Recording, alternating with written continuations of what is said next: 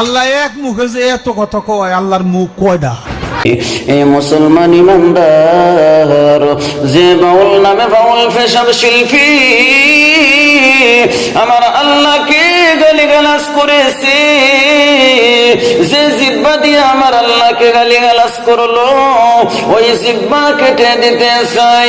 সরকারকে আমরা জানাইয়া দেই, হে সরকার, অচিরেই বাউল নামে বাউল শিল্পীকে ফাঁসির কাস্টে ঝুলিয়ে দাও। যে বাউল নামে বাউল পেশাব শিল্পী আমার আল্লাহকে গালিগালাজ করেছি, পবিত্র কালামুল্লাহ শরীফকে অবমাননা করেছি, যে বাউল নামে বাউল পেশাব শিল্পী আমার আল্লাহকে গালিগালাজ করেছি,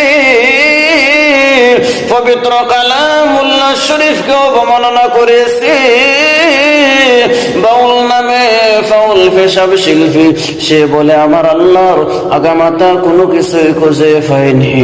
সরকারকে আমরা জানাইয়া দেই, যে বাউল নামে বাউল পেশাব শিল্পী আমার আল্লাহকে গালিগালাজ করেছে, ওই বাউল নামে বাউল পেশাব শিল্পীকে অচিরেই ফাঁসির কাস্টে ঝুলিয়ে দাও।